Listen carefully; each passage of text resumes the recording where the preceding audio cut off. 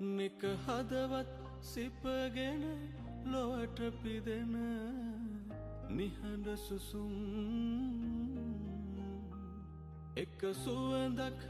නේදෝ දිලින කළේ ලොවට උතුම් ඒ සුවඳට පරදීවි ලොව සුපිපෙනා